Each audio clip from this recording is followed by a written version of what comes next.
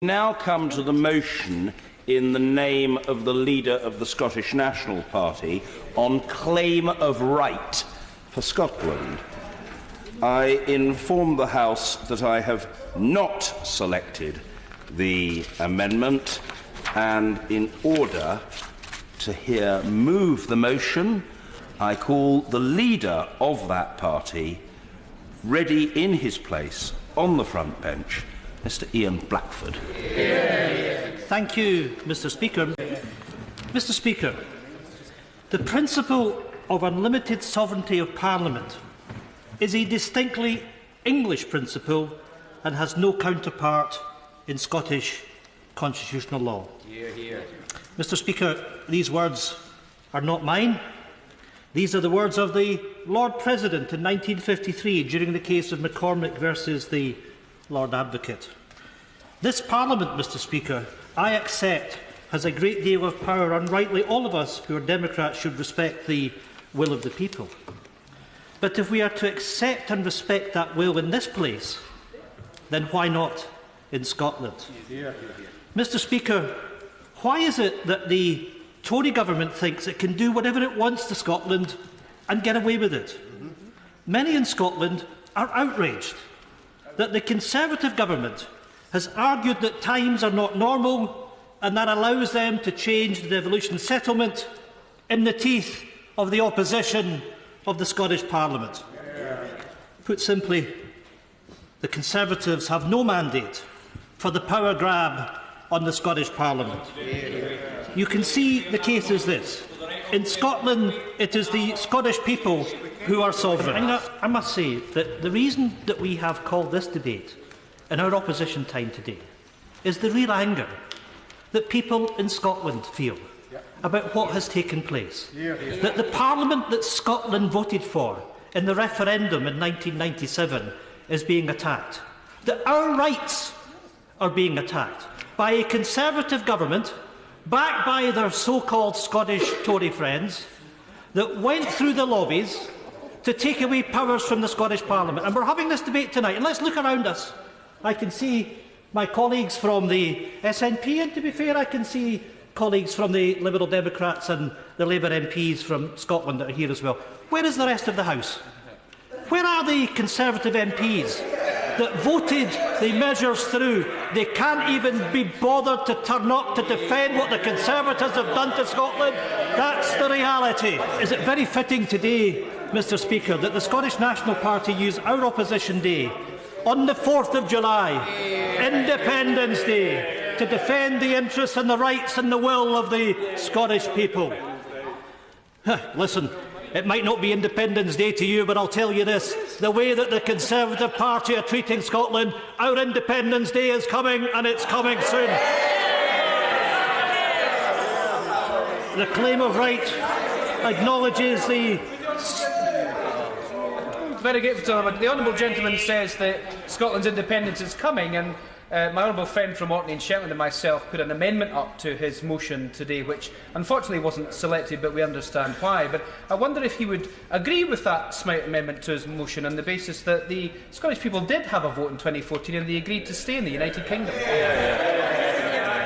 Well, as a matter of fact, the honourable gentleman is correct. Of course the people in Scotland voted in a referendum in 2014, and I can say to the honourable gentleman and to others that put their name to that amendment that yes, we would have accepted that amendment if it had been taken this afternoon. But you know, the fundamental issue is this. Many people have said that on the 18th of September 2014, when the polls opened in Scotland, between the hours of 7 in the morning and 10 at night, that the people of Scotland had sovereignty in their hands. The difference between those of us on these benches and the Conservatives is that we believe that the Scottish people are always sovereign. And in the light of the change in the facts and the circumstances, and those circumstances being that when Scotland voted to stay in the European Union by a decisive majority, that the wishes and the rights of the Scottish people are being ignored by a Conservative government that wants to drive us out of Europe. In these circumstances, it's perfectly right that the people of Scotland have the opportunity to demonstrate their sovereign will. The honourable member talks about referenda. I'm getting a bit confused, and it doesn't take a lot, I admit that. But are we talking about the referendum on the 23rd of June when the British people voted to leave the European Union? And if they had decided to remain in the European Union, would those powers still be in Brussels to this day? They want them to go back. If you were watching this in subtitles, it might be not for viewers in Scotland, because the fact of the matter is the people of Scotland voted to stay within the European Union, and that's the point.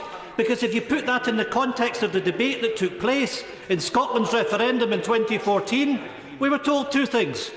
We were told that if we stayed within the United Kingdom, that we were to lead the United Kingdom. But we were also told that if we voted to stay in the United Kingdom, then our part in Europe would also be preserved. And what has happened? Any pretence of Scotland leading the UK has been thrown away by the Secretary of State for Scotland. He doesn't believe that we're a partner in the UK. He believes that we're a part of the UK. How can you have a Secretary of State for Scotland that's just supposed to represent Scotland's interests when he's prepared to lie down and be walked all over because he doesn't see Scotland as being an equal part in the United Kingdom? And he can shout and scream in this chamber, but the reality is he's failed to defend Scotland's interests. Mr. Speaker, the claim of right acknowledges the sovereign right of the Scottish people to determine the form of government best suited to their needs and the obligation on elected representatives in all their actions and deliberations. The interests of the people of Scotland shall be paramount. The claim of right is not simply a historical document, but it is a fundamental principle that underpins the democracy and constitutional framework of Scotland. The 1989 claim functioned as a declaration of intent on the sovereignty of the Scottish people.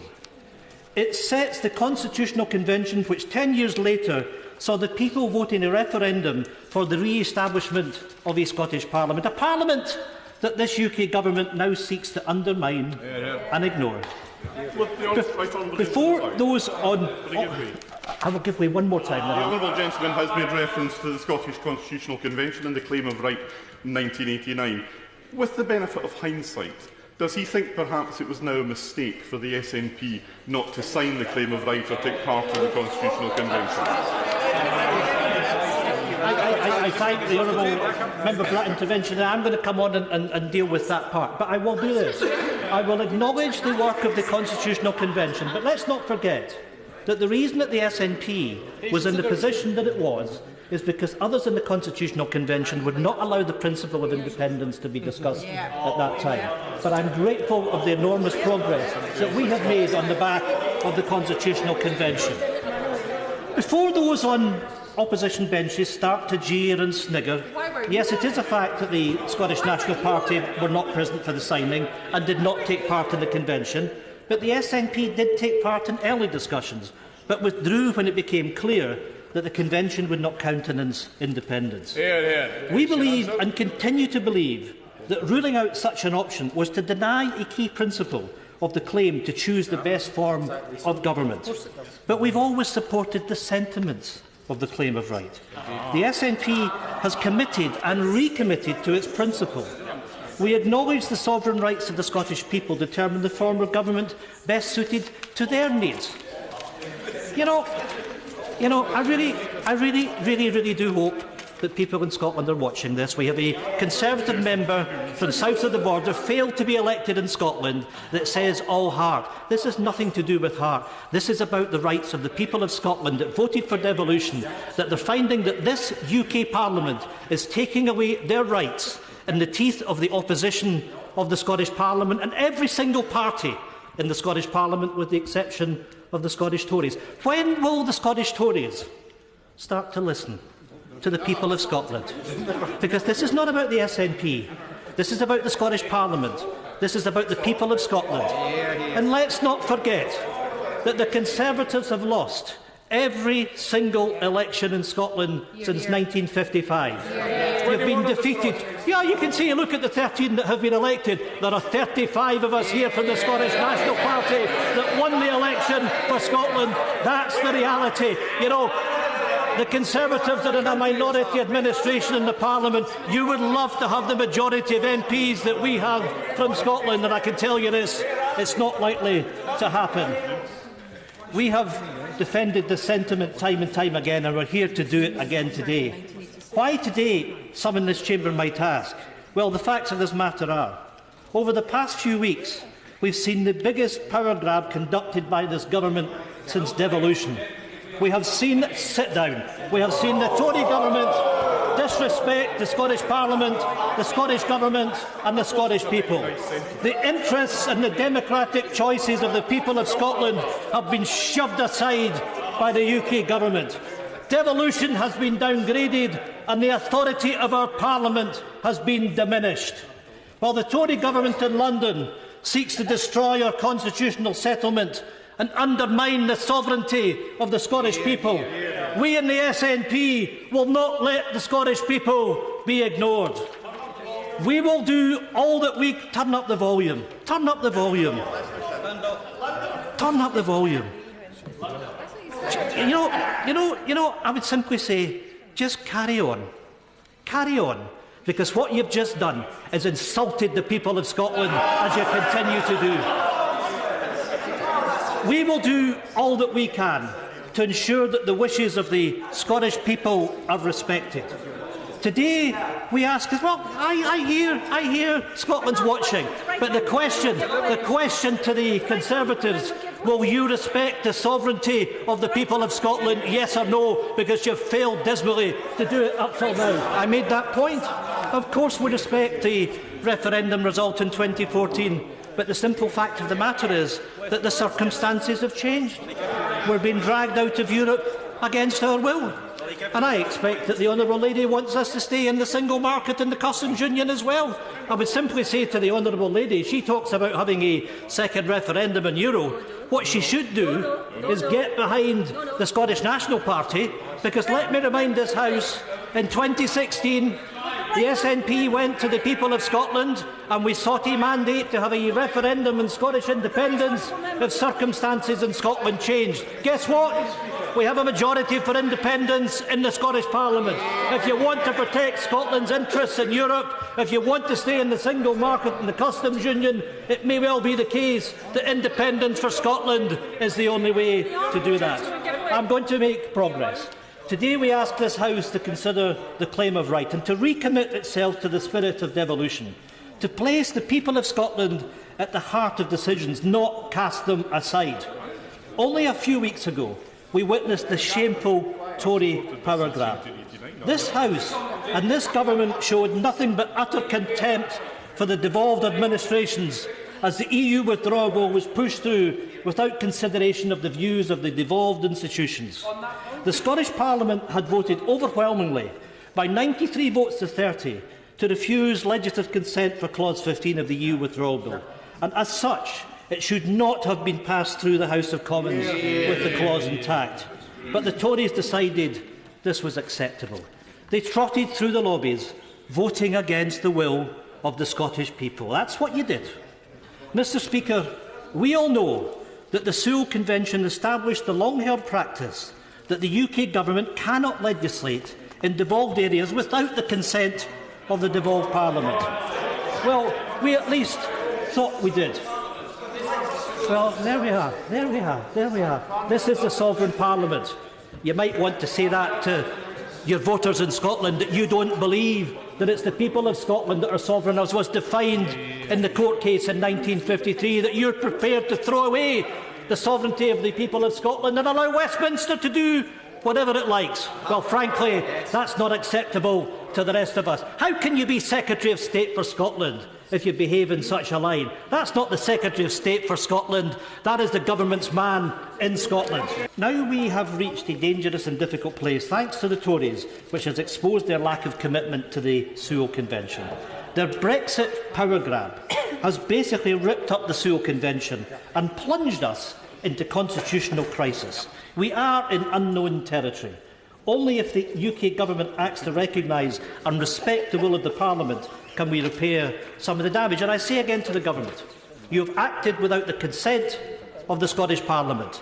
Bring forward legislation that will protect the powers of the Scottish Parliament and do it now. If the Secretary of State recognises his role in defending devolution, he should do so. And a failure to do that should mean that, quite frankly, he should resign because he is not standing up for the interests of the people of Scotland.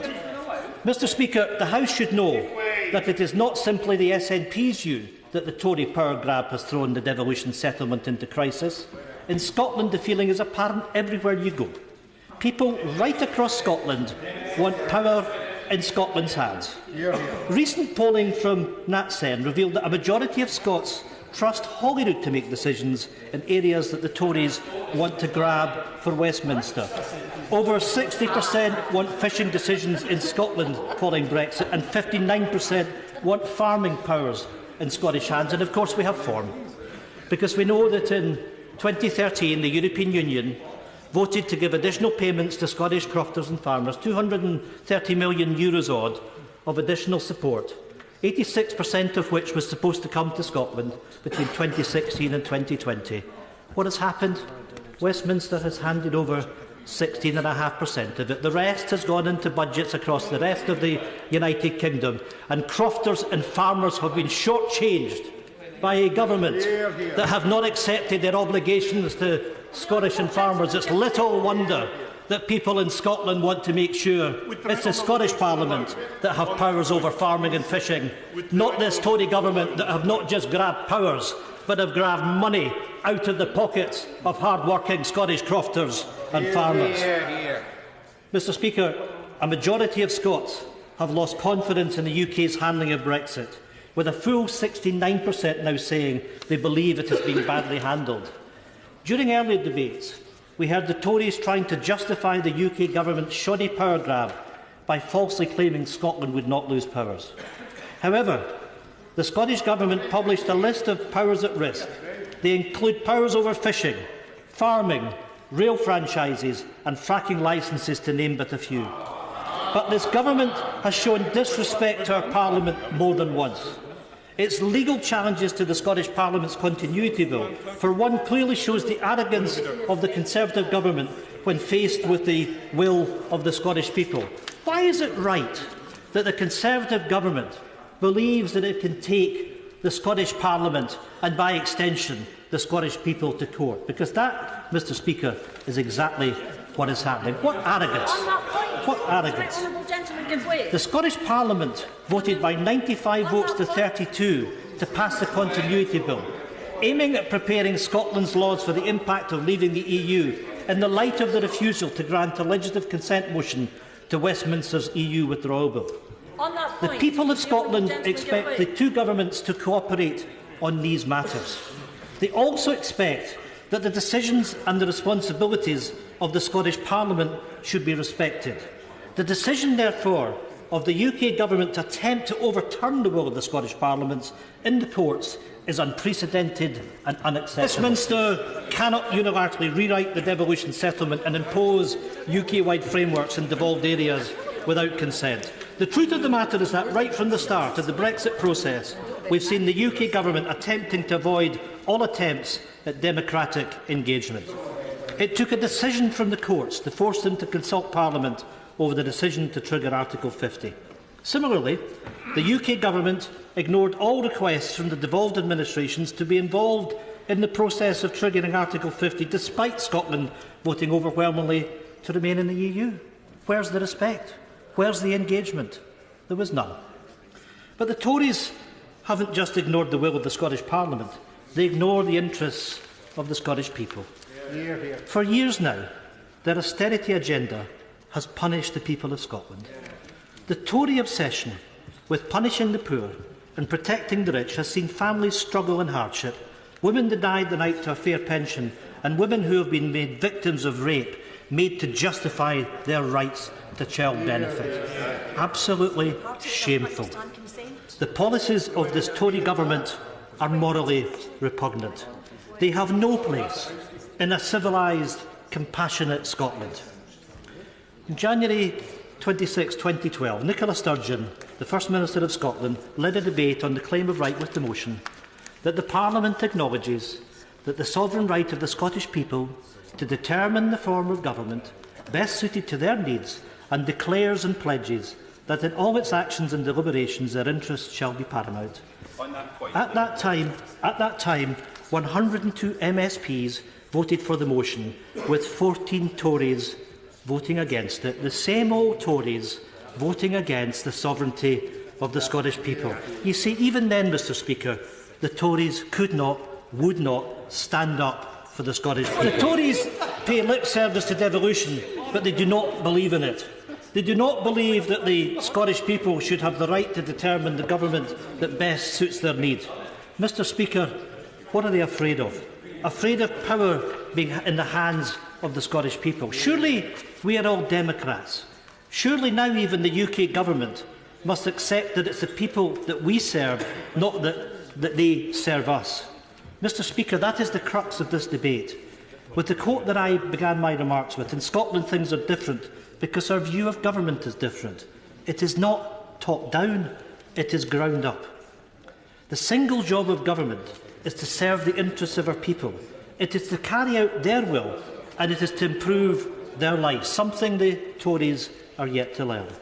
Well, today, let them learn this, that in Scotland the people of Scotland are sovereign, and that the Scottish Parliament embodies the sovereignty of the Scottish people.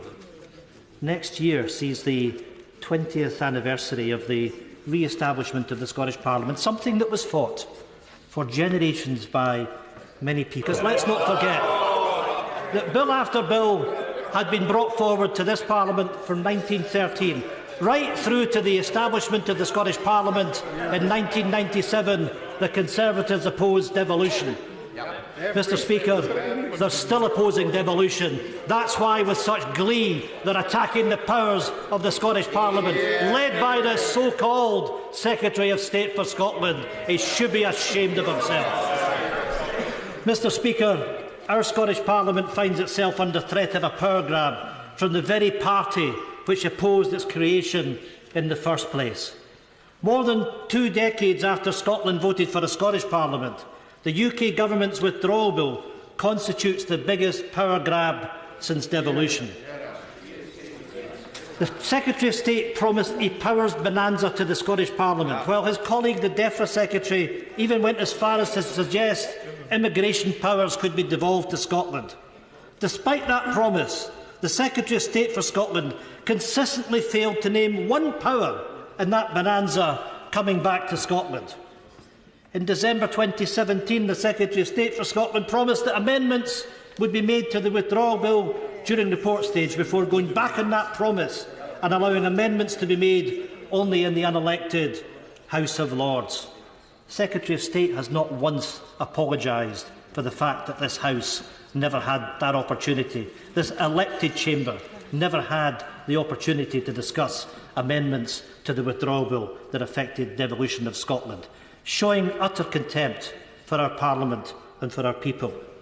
Since then, the Secretary of State has been missing in action, refusing to lead on an emergency debate on the Sewell Convention called by the SNP, following the refusal to allow time to debate Clause 15 once the withdrawal bill had returned from the Lords. If members are not convinced of his inadequacy for the job, then hear this. The Secretary of State removed all doubt as to his views when he recently said that Scotland is not a partner in the UK, not equal. That is exactly what this government thinks of the people of Scotland, and its actions reflect that sentiment. The Secretary of State can't stand up for Scotland as he does not recognise Scotland as a partner in the United Kingdom. He has unilaterally downgraded our role. It is little wonder he is without consequence in standing up for Scotland. Mr Speaker, what a damning indictment of the Tory party. Mr Speaker, what we object to is a Secretary of State that can't do his job in standing up for the people of Scotland. And the simple fact of the matter is, what we're doing today is we're talking about the claim of right for Scotland. We're not arguing for independence of Scotland. That day will come. We're simply talking about the principle and where sovereignty lies. And we are affirming the rights of the people of Scotland to be sovereign. And everyone can see what is going on here is that the Conservative MPs seem to be denying the rights of the people to that sovereignty. Let me lay this challenge to the Conservatives here and now.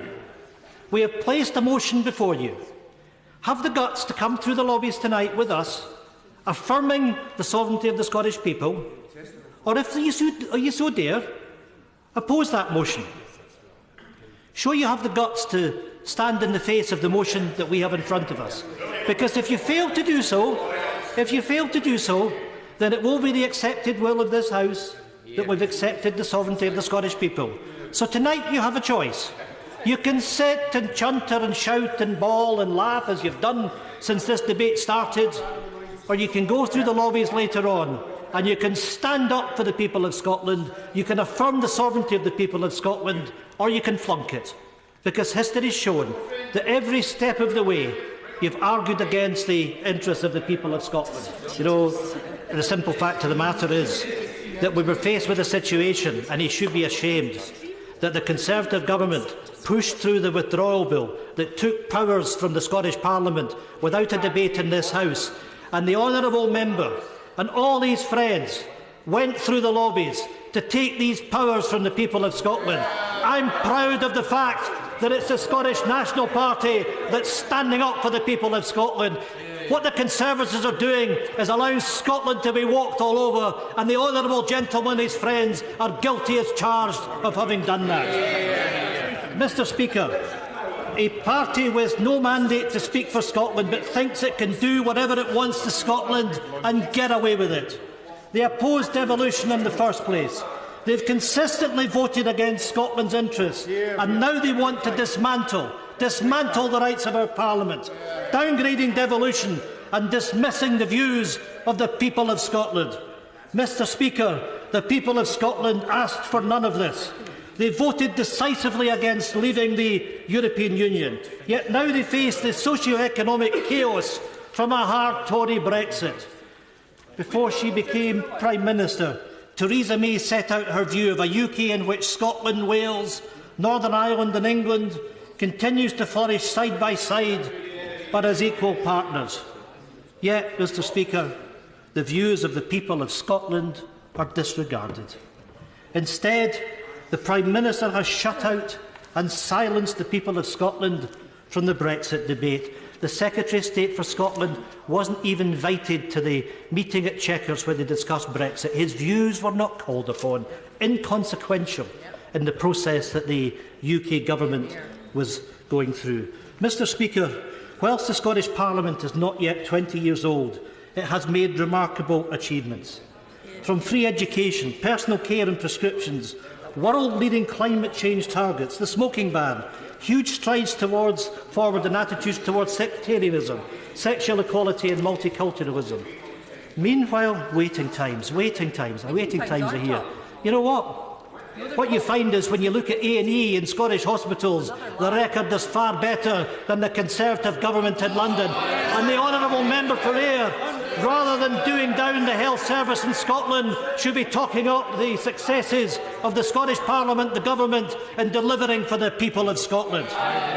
Meanwhile, in Westminster, the cruel and callous Tory policies such as the rape clause, the bedroom tax, austerity and, of course, Brexit stand in stark contrast to our approach. In Scotland, we do things differently, and this place needs to recognise that the first step is for Westminster to respect the will of the Scottish Parliament. Will this place do it? Will this House recognise that the Scottish Parliament has not given a consent motion to the withdrawal bill? Will this Parliament now recant and make sure the powers that have been grabbed are sent back to the Scottish Parliament? Because that's what the people of Scotland expect.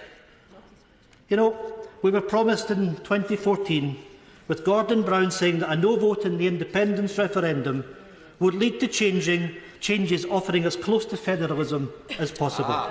In the end, nothing close to that was delivered. And before the Tories leaped from the benches, yes, we in the SNP respect the will of the Scottish people decided in 2014. But the claim of right is important because it allows for the sovereignty of Scotland to choose, and that means if Scotland decides it wants change, then it should be respected. Why should Conservatives stand in the way of the sovereignty and the rights of the Scottish people? And why should Scottish Conservatives allow that to happen? It's their responsibility not to stand up for their constituents, their needs and their wishes. Mr Speaker, the Scottish Government was elected in May 2016 on a manifesto which said in relation to independence, the Scottish Parliament should have the right to hold another referendum if there is a significant and material change in the circumstances that prevailed in 2014, such as Scotland being taken out of the EU against our will. Mr Speaker, given events since 2016, there is therefore no question about the legitimacy of the Scottish Parliament and the people of Scotland to consider the question of independence. Everything has changed. Now, this Parliament today must show that it understands, recognises and respects the rights of the Scottish people to determine the form of government best suited to their needs, including during this time of significant change. I urge all members to defend the interests of the people of Scotland and to vote to recognise the claim of the right of the Scottish people. Our people's sovereignty, Scotland's sovereignty, must be and will be respected. Order. The question is as on the order paper. I call the Secretary of State for Scotland, Secretary David Mundell. I'm very grateful to him for giving way. The Right Honourable Gentleman is arguing that this debate is all about a second independence referendum and about the SNP. Can I ask him this? Does he agree with Article 1 of the Charter of the United Nations? Mr Speaker, I'm sure that I do agree with Article 1 of the Charter of the United Kingdom, and I believe in people's right to self-determination. And I believe that the people of Scotland have set out clearly what they wanted. Was Ruth Davidson not spot on when she said after the independence referendum that it was entirely legitimate, even honourable, for the SNP to continue to argue the case for Scottish independence?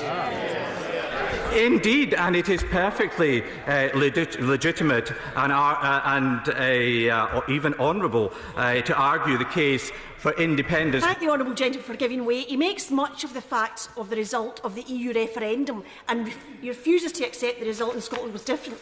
OK, let's for a moment assume that he's correct.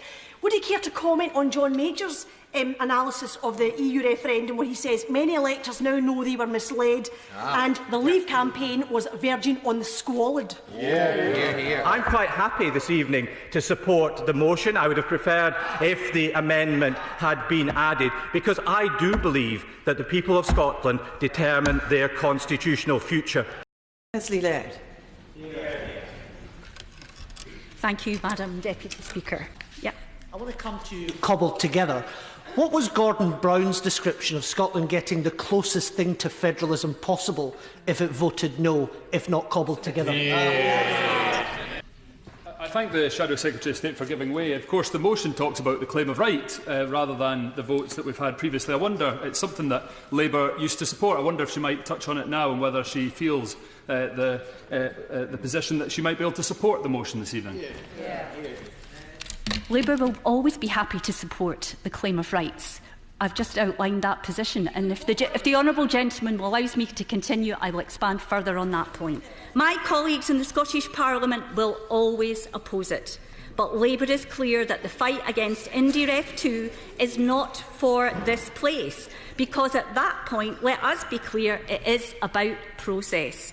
If people in Scotland elect to the Scottish Parliament parties who wish to hold a second referendum, then it is not for Westminster to deny them that right. That is exactly what the claim of right is about. And if we were to vote against that, then we would not be upholding the principle of the claim of right. I would now like to make some points to the benches opposite and ask them to do something that they have failed to do so far, which is listen. So I was delighted that you indicated that you were indeed prepared to listen this evening. By your actions, this flaming of the fires of a second independence referendum is being fanned. The complete inability of the UK Government to negotiate Brexit, layered on top of the inability of the UK Government to engage in a meaningful way with the Scottish Government on Brexit, has led us down this path. Scotland's voice has been shut out of the Brexit negotiations.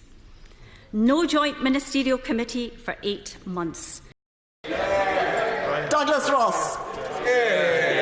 Thank you very much, Madam Deputy Speaker. Order. Point of order. Speaker, can I have your guidance? It appears that this gentleman who's speaking is not paying any attention to the motion to be debated before this House. Could I have your guidance on whether his rambling remarks are actually in order? I understand the point the honourable lady is making, and several of her colleagues have been gesticulating something similar. I have been paying careful attention to what the honourable gentleman is saying, and I have every confidence that, having introduced various other topics about which this debate is not, that he is now going to come to the substance of the debate and the motion before us, which is the claim of right. Douglas Ross. The honourable gentleman has just been busy telling us how much he loves this place. But if he wants to debate the state of the Scottish NHS, he should be in the Scottish Parliament. Does he not understand the difference between reserved and devolved powers? Marion Fellows. Thank you, Madam Deputy Speaker.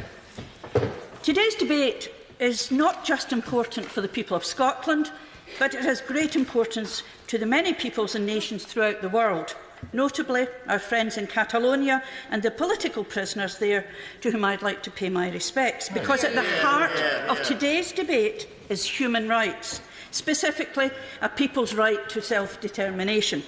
This is enshrined in international law under Article 1 of the UN's Charter, which states, "The purposes of the United Nations are to develop friendly relations amongst nations as based on respect for the principle of equal rights and self-determination of peoples." I do not believe that anyone in this place, not even the Tory members on the benches opposite, would say that Scotland's people are not a nation. The only conclusion that can be drawn then is that Scotland, its people and Parliament have the power to decide their own future. As the motion states, and I am speaking to the motion, it is the sovereign right of the Scottish people to determine the form of government best suited to their needs, and no one else's right.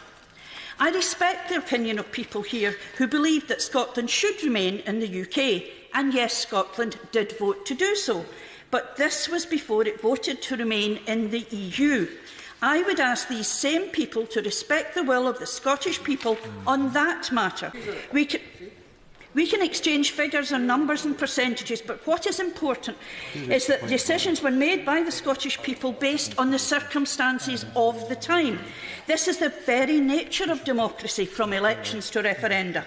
Today's political reality is that there have been major upheavals to the fundamental political and economic circumstances of modern-day Scotland, and it is on this basis that Scotland must again reconsider its options. Scotland is at a crossroads. We must not only decide what form of government best suits our needs, but decide what type of country we are. This discussion is being had in homes, communities and workplaces across Scotland as people slowly but surely decide. People in Scotland see the Prime Minister walking hand in hand with Donald Trump. They see the rich get richer while their communities and neighbours struggle.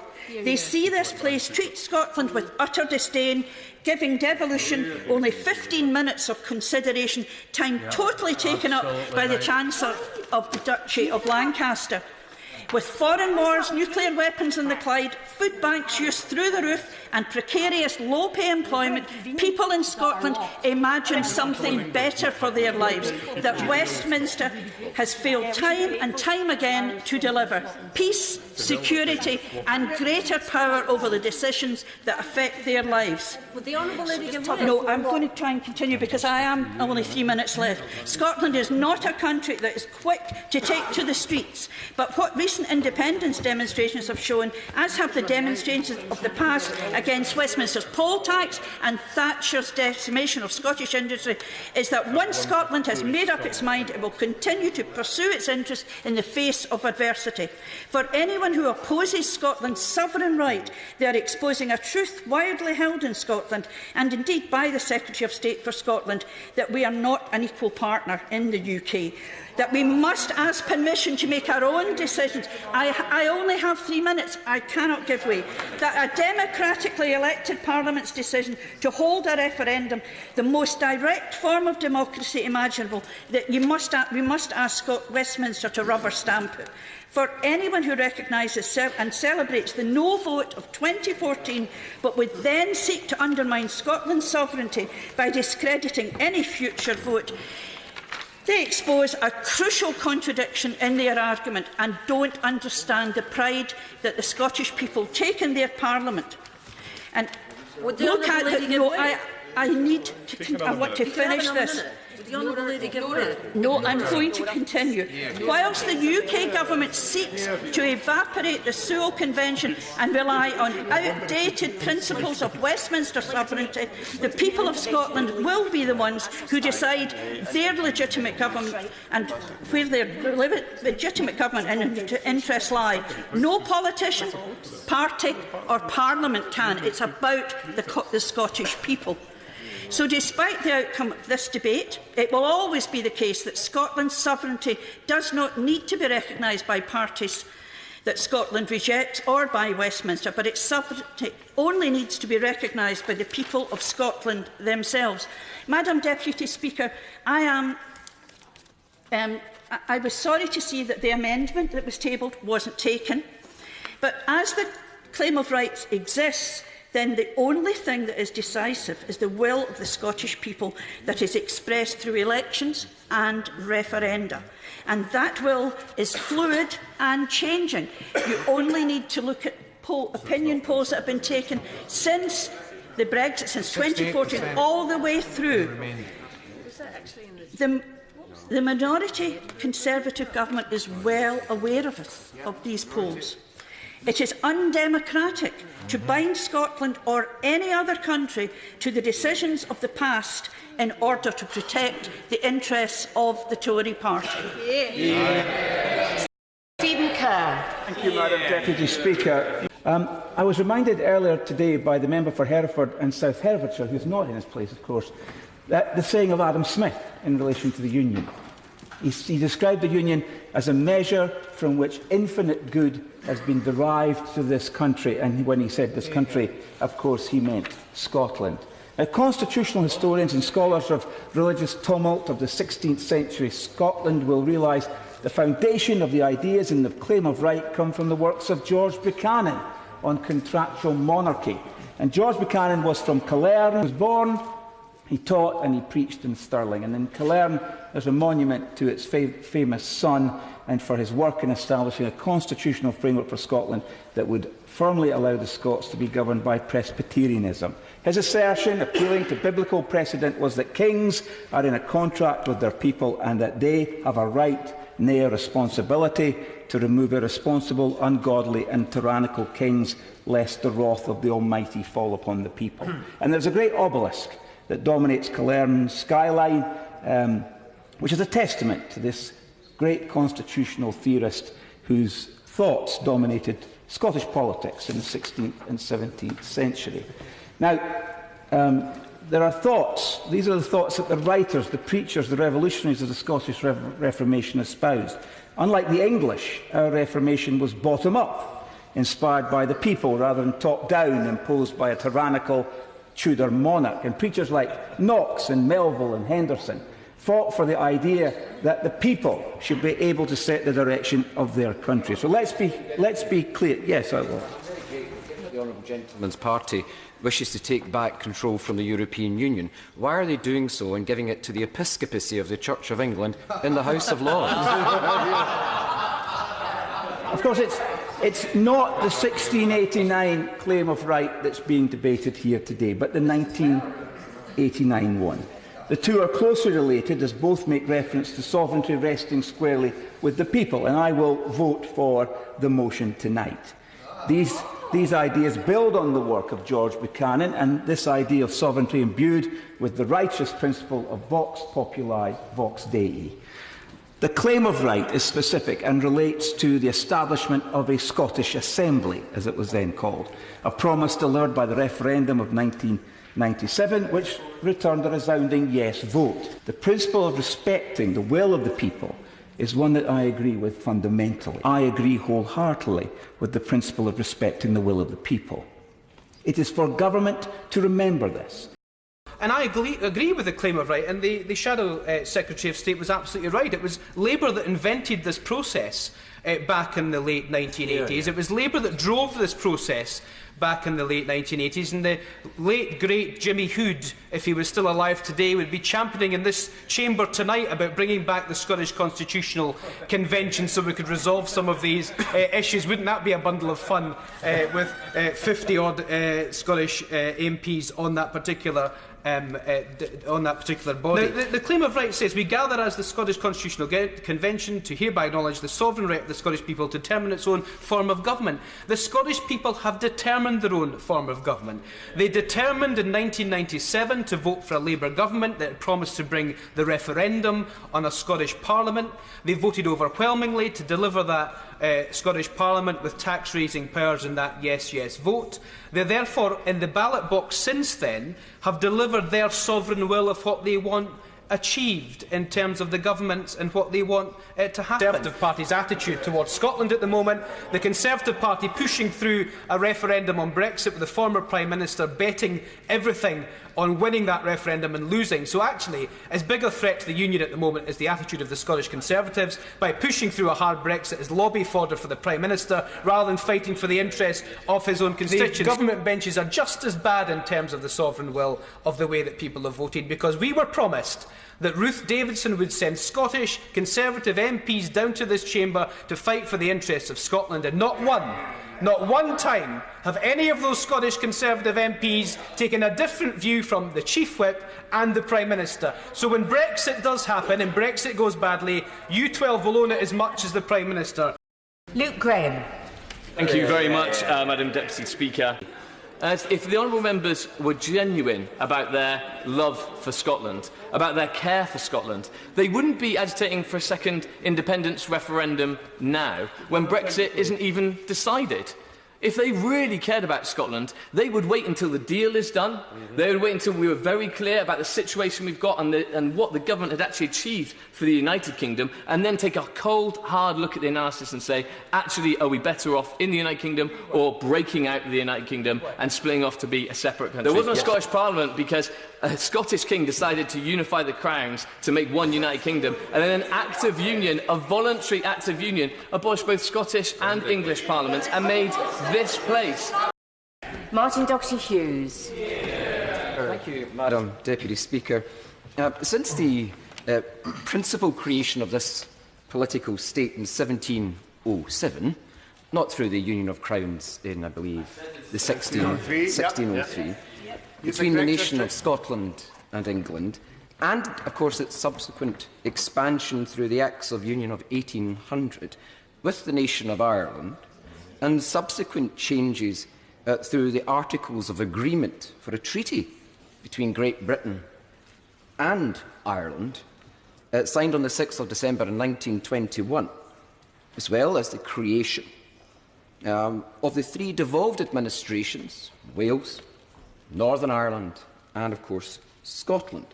There can be no doubt, and I think there is agreement, that the political structure of these islands and the political relationship between this present political state and, yes, even through the Good Friday Agreement with the Irish state, is a fluid and ever-changing story. Therefore, it should come as no surprise, Madam Deputy Speaker, that this debate should be brought to the floor of the House tonight. Indeed, the premise of the sovereign rights of the Scottish nation, founded in its citizens, is an agreed reality, given that this House itself recognised the position through the right of the Scottish nation to participate in the referendum of 2014. The former Right Honourable Member, actually, for Finchley, went even further. In their memoirs, The Downing Street Years, the former Premier, who I never thought I would quote, was clear. The members opposite should listen. If, and that is the Tory party, sometimes seems English to some Scots, that is because the Union is inevitably dominated by England by reason of its greater population. The Scots, being a historic nation, not mine, not my words, with a proud past, will inevitably resent some expressions of this fact from time to time. No. As a nation, they have an undoubted right to national self-determination. Thus far, they have exercised that right by joining and remaining, and in my words, even in 2014, remaining in the Union. But back to the Right Honourable Member for Finchley again. Should they determine on independence, no English party or politician would stand in their way, however much we might regret their departure.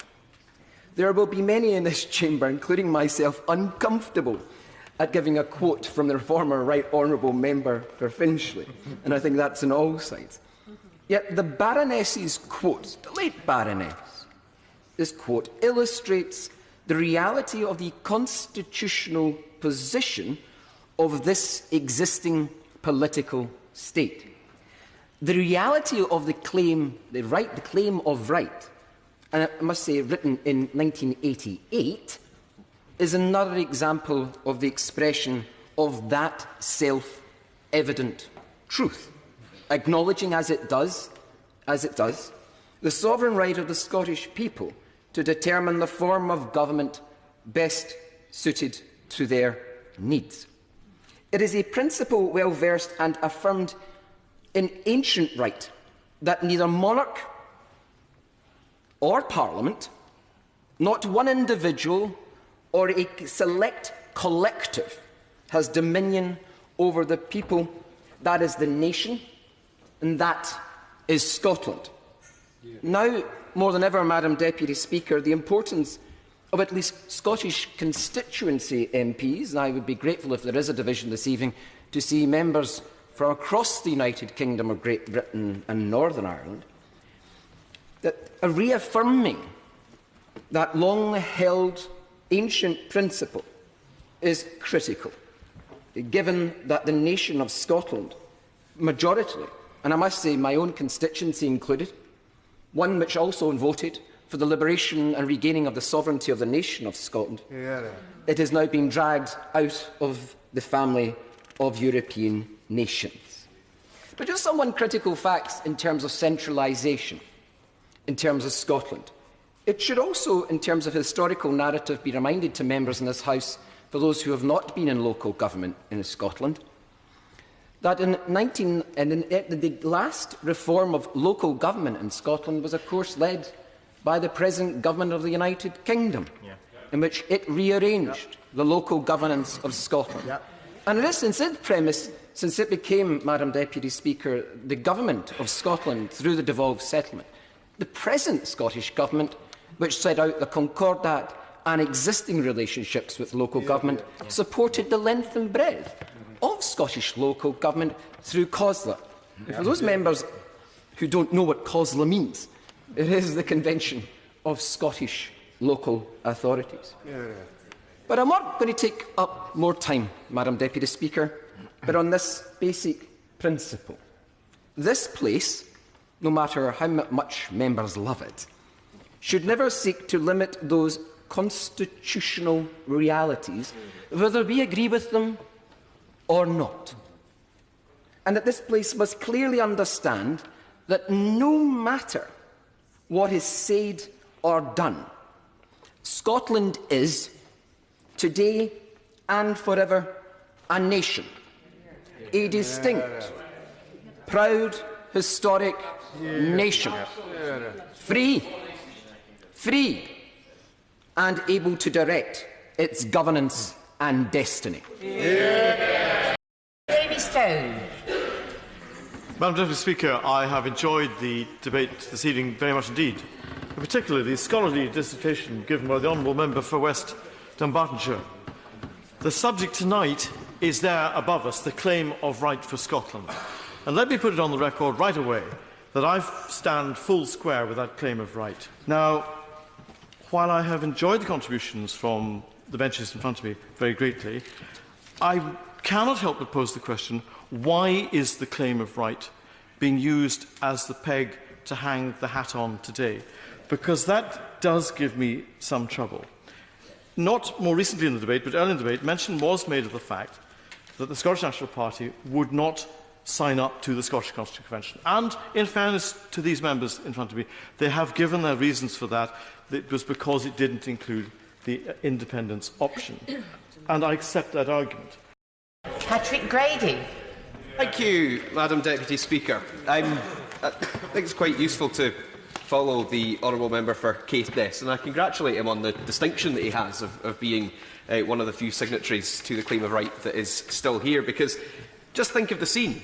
The economy on the brink of recession, the government hopelessly divided over Europe, the Labour Party in turmoil, a woman Prime Minister in Downing Street, Scotland living under yet another Conservative government that it didn't vote for, pushing through damaging social policies against the will of the vast majority of people and Scottish parliamentarians. And that was the situation in 1989, when the claim of right was first signed, and the snowball that led to the Scottish Parliament of devolution, the snowball of devolution that led to the Scottish Parliament began to gather speed. But the more things change, the more things, it seems, stay the same. Except that Scotland has changed and the United Kingdom has changed. Now, my right honourable friend from Ross, Skye and Lochaber made the point that many others have done, that for those 15 hours when polls were open on the 19th and the 18th of September 2014, Scotland truly was exercising its sovereignty as a true and free, independent country. The future of our governance was in our hands and nobody else's. And that's why we would have been happy to accept the amendment had it been accepted by or selected by the Chair, because a decision was made. And we on these benches, of course, were disappointed. But Scotland had voted to remain in the Union. But voters were repeatedly told during the 2014 referendum that a vote no was not a vote for the status quo, and that choosing to stay in the Union would bring about a new relationship in which Scotland would lead the UK, not leave the UK. A vow was made to deliver something as near to federalism as possible, and a guarantee was given that Scotland would remain a member of the European Union. And nearly 4 years from that independence referendum, none of those promises have been kept. So there may have been a new status quo on the morning of the 19th of September 2014, but there was also a new status quo on the morning of the 24th of June 2016, when the United Kingdom that people in Scotland voted for ceased to exist. People in Scotland in 2014 voted for a United Kingdom that would be and would remain a member of the European Union, a United Kingdom that would guarantee people in Scotland freedom of movement for themselves and their goods, for their capital and their services across the continent. We were told by no less than Ruth Davidson, the leader of the Scottish Conservatives herself, that the way for Scotland to stay in the European Union was to vote no in 2014, and that has been ripped like a rug from out of under the feet of the people of Scotland. And that is why there has been a material change in circumstances, and that is why it is right that this House now comes to recognise the sovereign right of the people of Scotland. I give way to the member from Stirling. I'm grateful to the Honourable Gentleman for giving way. I was struck by the sincerity and passion of the speech of the Honourable Gentleman. He did say that he wondered why the claim of right was being discussed tonight, why it was being used as a peg to hang a hat on. And I wonder whether the Honourable Gentleman, who is a figure of authority in the parliamentary party of the SNP, would confirm it is not the intention of the Scottish National Party and government in Scotland to move our country to an illegal referendum. That this is not an excuse that the SNP is looking to create the pretext to have an illegal referendum. The fact is that the Scottish Parliament was re-elected in 2016, a new Scottish Government was formed with a mandate that if there was a material change in circumstances, it reserved the right to request an independence referendum. That request was made. A request for a Section 30 order was agreed by a majority of members of the Scottish Parliament. And that request is extant. It's still there. The First Minister has said it's been put on pause as a result of the 2017 UK general election, but the result of the 2017 UK general election was to return a majority of members from Scotland who support independence and who, at the very least, support the right of the people of Scotland to choose. But something very interesting has happened in this debate. Something very interesting has happened in this debate, because the Secretary of State for Scotland and his honourable friends have said with a kind of shrug of the shoulders, oh, well, of course we accept this motion, as if this isn't really that big a deal. In 2012, Ruth Davidson and her Scottish Conservative colleagues in the Scottish Parliament were the only party to actively vote against the claim of right for Scotland when it was put to the Scottish Parliament. So although we hear from Liberal Democrat colleagues that the SNP didn't sign it in 1989 for reasons that are well rehearsed, it was endorsed by Scotland's Parliament in 2012, and the Scottish Conservatives actively refused to sign it at that point. So if the Secretary of State will now tell me what has changed and why they are now prepared to assent to that, I'll be very happy to take an intervention. Well, no doubt here, because of course the Government has committed in 30 days, if an opposition motion is carried, to produce a statement. So we'll no doubt hear that it's not binding and this and that and all the next thing. But it can't change. The Government can decide whether or not it wants to accept it, but the House is accepting. This House, this sovereign Parliament, is actually, if what the Secretary of State and his honourable friends are saying is correct, are going to accept the principle of the sovereignty of the people of Scotland. And I'm surprised that some of the Brexiteers who want to take back control, the honourable members for the 18th and 19th century, haven't actually come along this evening to defend their cherished and beloved parliamentary sovereignty. But perhaps it's because they actually can't, because as we've seen through the European withdrawal bill process, it's not this House that is taking back control. It's the executive that's taking back control. The power grab is not simply the power grab from the Scottish Parliament. It's the power grab from this House, with the statutory instruments and the delegated authority and the ministerial fiat that's been and diktat that has been grabbed and taken by the content of the European withdrawal bill. That is the real power grab that is going on, and that is the undermining not just of the sovereignty of the people of Scotland, but in fact the sovereignty of the Westminster Parliament as they have traditionally seen it. But we have to remember, at the end of the day, we've heard from all of these different members about why hasn't the SNP brought this or that or the next thing. Well, in actual fact, we do on a day and daily basis talk about the issues that affect the members, that affect our constituents and the people of Scotland. And when they talk about the estimates debate that was heard yesterday, I would say to the Shadow Secretary of State, there was no Labour member from Scotland taking part in that debate at all, and that was a debate on the devolution spend and the Barnett consequentials. So I would simply say I was proud, as the member for Edinburgh from the Labour Party that spoke, I was proud to lead a debate on the claim of right in Westminster Hall. But that was a debate on that this House has considered. What we have today is an actionable, votable motion, and the Government has indicated for the first time that it is prepared to accept it.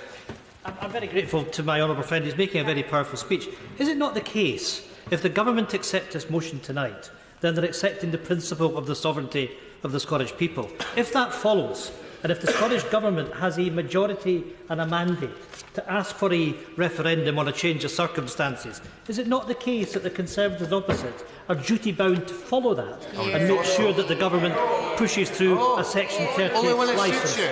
Precisely. I think the Minister will have a chance to respond and sum up at the end of the debate. When the Scottish Parliament debated and adopted the claim of right in 2012, it didn't, and it wasn't being asked to endorse the principle of independence, but it was asked to acknowledge the principle of deciding on independence. And so the claim of right is not just an historical document or a scholarly debating point or an obscure document, as the member from Stirling said. It is a fundamental principle on which our democracy rests. And the UK Government, in accepting this tonight, are making a very serious and quite important point about maintaining the Union as a partnership of equals, and they need to understand that. We should, and this Tory Government in particular, perhaps in closing, Madam Deputy Speaker, should reflect on the famous words of the convener of the Scottish Constitutional Convention, Canon Kenyon Wright, who said at the opening of the Convention, "What if that other voice that we all know so well responds by saying, 'We say no, and we are the state'? Well, we say yes, and we are the people." Patricia Gibson. Thank you, Madam Deputy Speaker. I am delighted to speak in this debate today on the claim of right for Scotland, asserting as it does the sovereignty of the Scottish people, declaring the right of the Scottish people to determine the form of government that best suits their needs. And this is indeed a timely debate. I know some people in the Chamber have questioned why we're debating this. This debate could not be more timely, because we need to do all we can to ensure the wishes of the people of Scotland are respected. 20 years into devolution, the Scottish Parliament's powers are under threat, with a power grab by the party which fought tooth and nail against the very establishment of that Parliament and has never fully got behind it or truly believed in it. I'm not going to talk tonight, Madam Deputy Speaker, about independence, because the Tories and the Labour Party have talked about nothing else, and they accuse us of being obsessed. And I would remind them, when they talk about independence, as they incessantly do, that in 2016 the SNP government have a mandate to hold a referendum given the material change in circumstances. So perhaps, if they're so concerned about the will of the people, they should reflect on that. We had a referendum in Scotland on EU membership, for which there is no evidence that the people of Scotland wanted. We in Scotland voted to remain in the EU by a very convincing majority, and now we are being removed against our will from a family of nations of which we wish to remain part. Now, we were told tonight, Madam Deputy Speaker, by the benches opposite, that what we really should be doing is waiting to see how Brexit unfolds. Well, let's look at how Brexit is unfolding. The Chancellor disagrees with the Foreign Secretary. The Foreign Secretary disagrees with the Prime Minister. The Prime Minister disagrees with the Secretary of State for the Environment. The Secretary of State for International Trade has his head stuck firmly in the sand and says it's all going well. And there's nothing to see here, so just move along. And the Secretary of State for exiting the European Union doesn't seem to know how the final deal on Brexit will be. And this is even before we get to this week's antics in which the honourable gentleman opposite was involved. If anyone thinks that we should wait to see how Brexit is unfolding, I think we should buy some popcorn, if it were not so serious.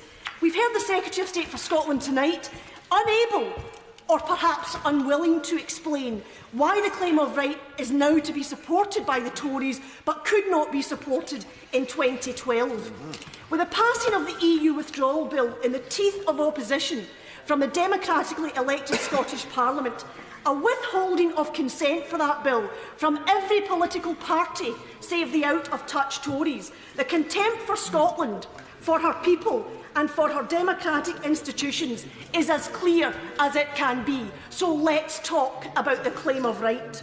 The consent for Clause 15 of the withdrawal bill in Holyrood was withheld by a huge majority of 93 votes to 30. And as a consequence, as we know, Madam Deputy Speaker, it should not have passed through this House with that clause intact. In the event, it did remain intact, with a mere 19 minutes of debate time allocated, with not one Scottish MP able or permitted to speak. And then you ask tonight, Madam Deputy Speaker, they ask tonight why we are debating the claim of right. They should be ashamed of themselves. When you ignore the entire concept of consent, when you ride roughshod over democratic institutions elected by the people of Scotland, and remember, the Tories have not won an election in Scotland for 55 years. When you ride roughshod over the Scottish people and their will, you do so at your peril. We have heard tonight, Madam Deputy Speaker, about the affection, the esteem in which the Scottish Parliament is held. Westminster enjoys no such reputation in Scotland. And we have repeatedly heard the powers being clawed back by this government. We've repeatedly heard them being diminished. The members opposite know exactly how important these powers are. Agriculture, fisheries, food labelling, public procurement, and I remind the members opposite, the public are watching. Public procurement. You've allowed it to happen. Public procurement, Madam Deputy Speaker, could constitute an attack on our public services, and I have listened to MPs in the Tory ranks rubbishing these concerns. Well, your constituents will have something to say about that. I know it's very inconvenient, Madam Deputy Speaker, for those who oppose the very concept of devolution, who want to deny the very nationhood of Scotland. And they wish us pesky Scots would stop using our voices to decry the injustices and acts of contempt being perpetrated on Scotland. But we will not go quietly. Tonight, Madam Deputy Speaker, we reassert the claim of right for Scotland without apology, despite all the blistering attacks from the benches opposite. Scotland is watching, and I say to the members opposite, you are swimming against the tide of history, and you will soon find yourself engulfed in the waves. I'm grateful, Madam Deputy Speaker, and it's a great pleasure to discuss and contribute to this debate. The concept of the claim of right dates back, of course, to the Claim of Rights Act in 1689 and refers then to the right of appeal to the sovereign and the monarch against perceived judicial injustice. The 1689 Act gave access to the then Parliament of Scotland, where the monarch in Parliament sat. The Act of Union led to the abolition of the Parliament of Scotland, and the right then transferred to the House of Lords, now, of course, the United Kingdom Supreme Court. And the concept of that right was taken by the Scottish Constitutional Convention in 1989 to grant the sovereign right of the Scottish people to determine the form of government best suited to their needs. Joanna Cherry. Thank you, Madam Deputy Speaker. Earlier on in this debate, I intervened on the Secretary of State for Scotland to ask him whether he supported the principle of self-determination in Article 1 of the Charter of the United Nations, and I was very pleased that he said that he did. And for those who need reminding, what Article 1 says is that all peoples have the right to self-determination, and by virtue of that right, they freely determine their political status and freely pursue their economic, social and cultural development. Now, of course, the reason why we've brought this motion today is because of what has occurred since the people of Scotland last voted in relation to their self-determination in 2014, the Brexit vote. Because, of course, the implications of Brexit for Scotland's economic, social and cultural development are enormous. And that's why we wish to reassert today the right of the Scottish people to self-determination. But it's been very pleasing, Madam Deputy Speaker, that there have been a number of very significant concessions from other parties during the course of this debate. The Honourable Member for Murray has said that he accepts the sovereignty of the Scottish people. I'm sure that may come as a surprise to some of his colleagues who aren't here this evening from English constituencies who so often tell us that it is this Parliament and this Parliament alone that is sovereign. But he's made that concession. I'll take an intervention in a moment. So that's one concession from the benches opposite. The Honourable Member from Stirling has said that he will vote for this motion tonight, and I was delighted to hear that as well, and I'm very much hoping that all of his colleagues will go through the lobbies to vote for the motion, because again I say the support for this principle will become very important when the First Minister of Scotland once again approaches the Prime Minister of the United Kingdom looking for a Section 30 order. Because, of course, the Honourable Member for Kirkcaldy and Cowdenbeath, who speaks for the official opposition, also made a very important concession. If I heard her correctly, I think she said that if there was a mandate for another independence referendum in Scotland, she would support that. Well, that's very good. That's music to my ears, Madam Deputy Speaker, because there is a mandate already for another independence in Scotland. It comes from the democratically elected Scottish Parliament, which, in the light of the Brexit vote, voted to give, with the SNP and the Greens together, voted to give the First Minister of Scotland a mandate to request from... let me finish my point, please. A mandate to request from this government a Section 30 order in order to hold another independence referendum. So if members opposite and members on the Labour opposition benches haven't twigged already, then let me spell it out for them.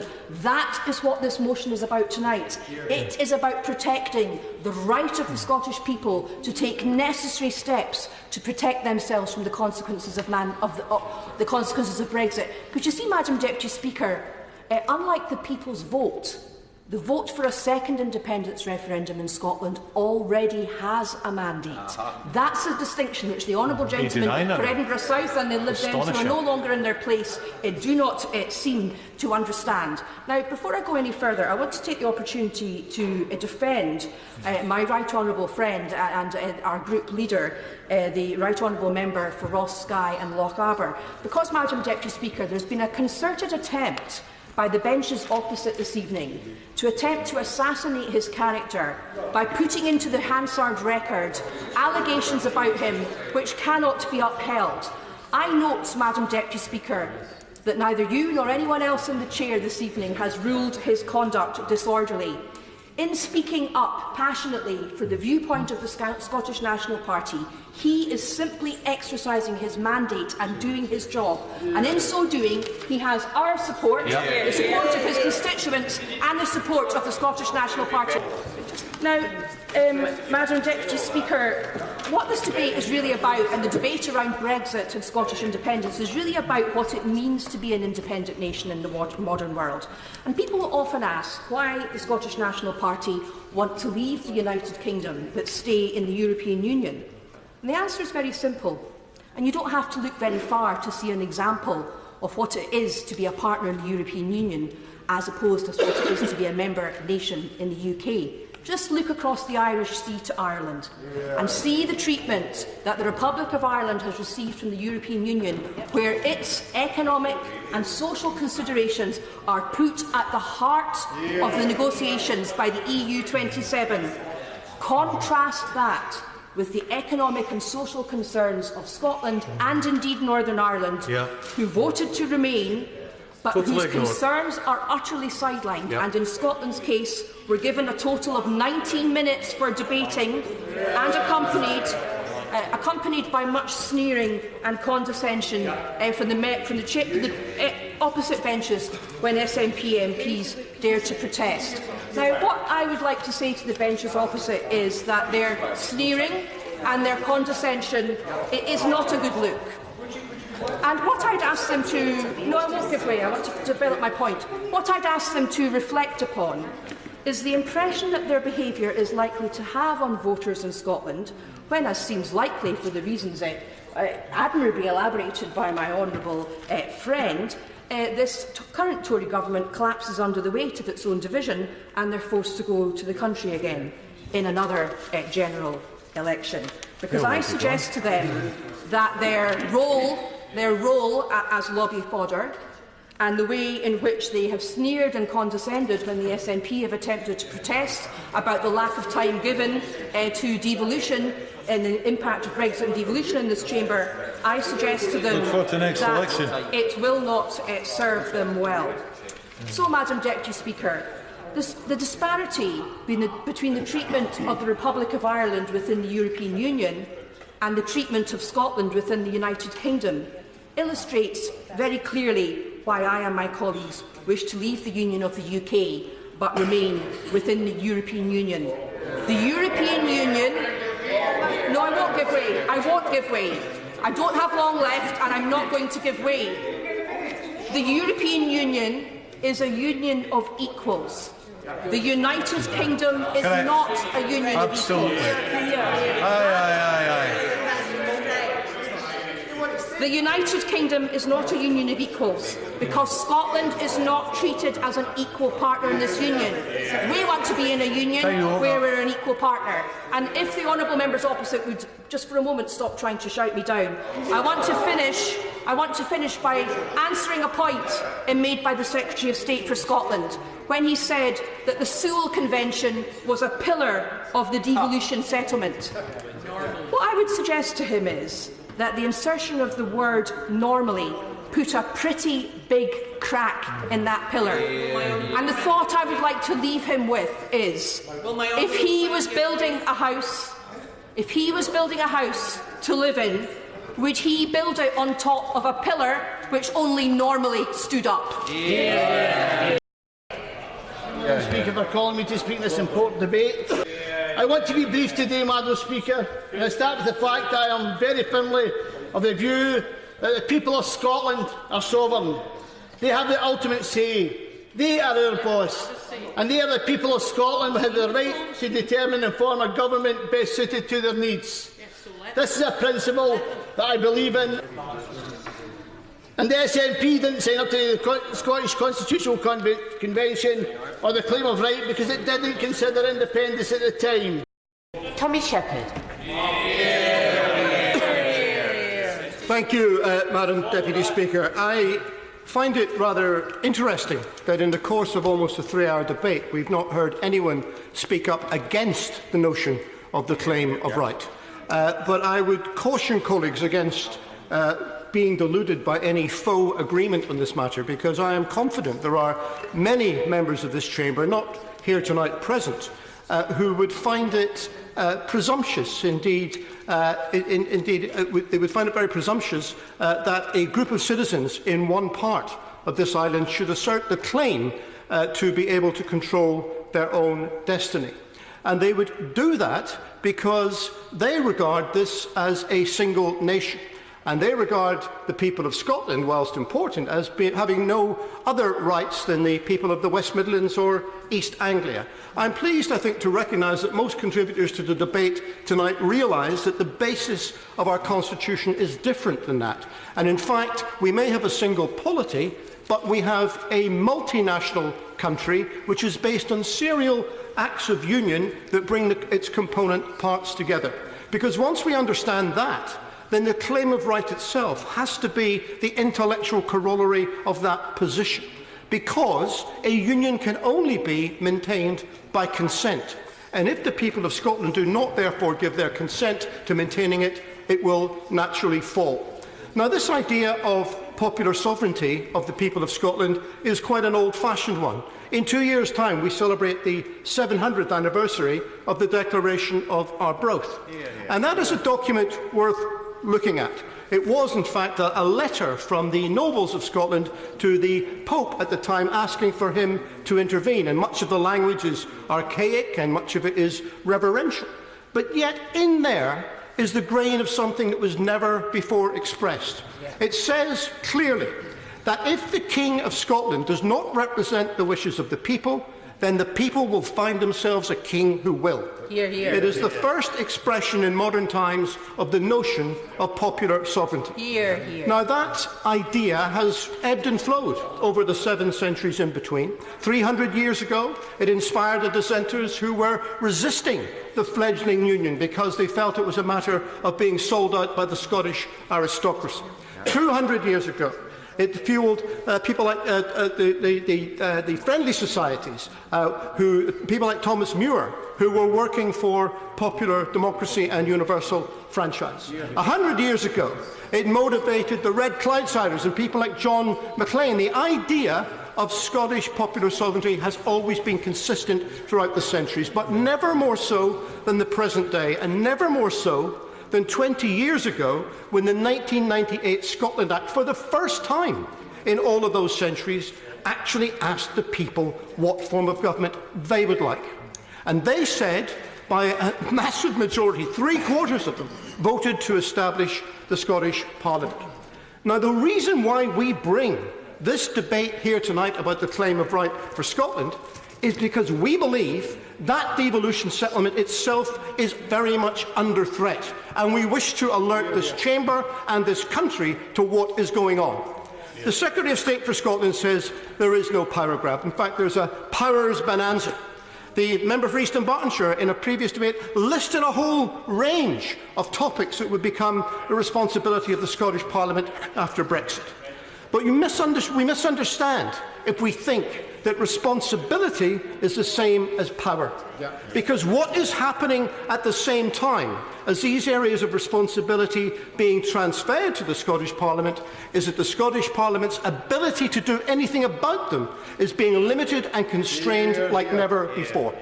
It is intended that in so many areas, not just the ones transferring from Brussels, but areas which are currently the exclusive competence of the Scottish Parliament, it is intended that in the future these will be subject to UK-wide frameworks. Now, we don't yet, and I see today's fishing white paper does not yet have an idea as to exactly how these frameworks might work. We have so far been talking about the principle, but it's the principle that's important. Picture a UK-wide committee to talk about fishing policy.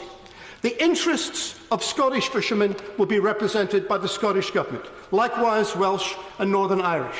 But who will speak for the fishermen of England? Well, that will be DEFRA. That will be a committee and a department of Westminster who will do that.